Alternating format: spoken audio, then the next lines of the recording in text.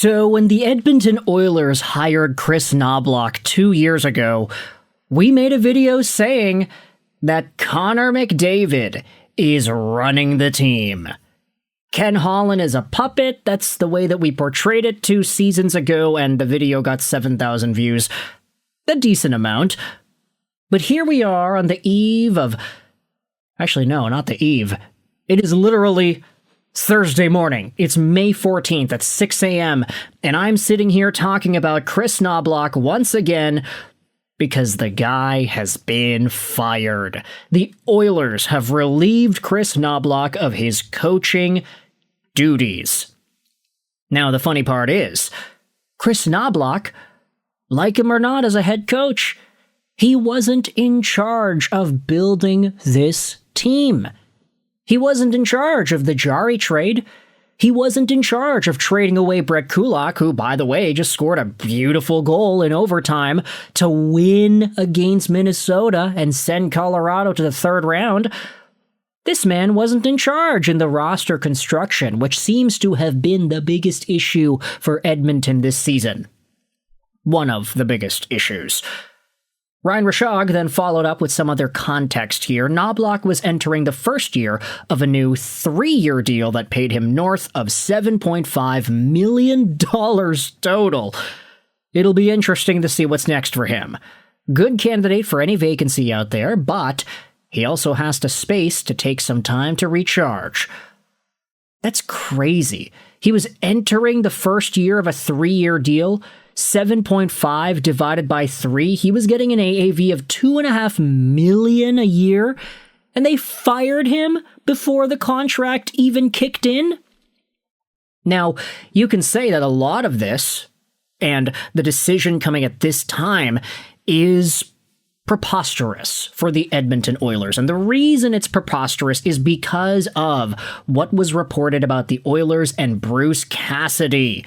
How it was already revealed by Frank Saravalli, I'm pretty sure, that the Oilers tried to get permission to talk to Bruce Cassidy as a brand new head coaching option. But the Golden Knights, they said, no, we're not going to give you that permission. So, now that that's out in the public, what choice do the Oilers have but to fire Kris Knoblauch, because now he knows, oh yeah, they're already thinking about replacing me.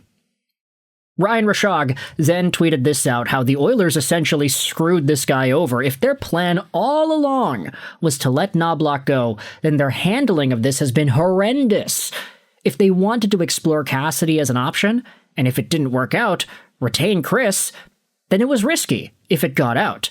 They'd be scuttling a coach they had just re-signed and were considering keeping. The fact it got out made a return for Knoblauch impossible.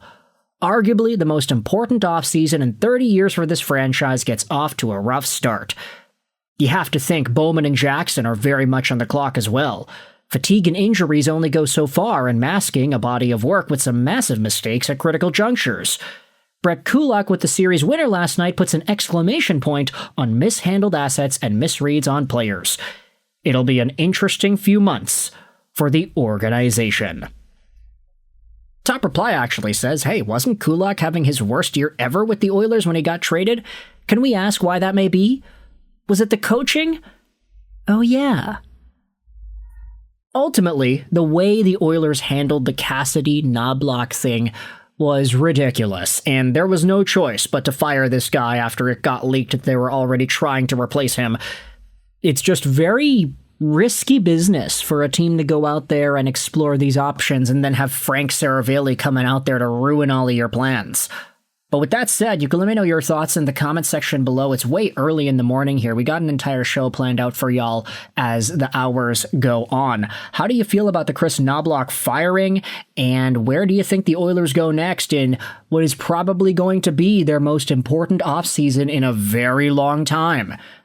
Yeah, I actually agree with the way he writes it here. The most important offseason in 30 years for this franchise. Like, that's crazy. And now we see this is the way that everything starts out. Thoughts in the comment section below. I hope you enjoyed this video. And bye.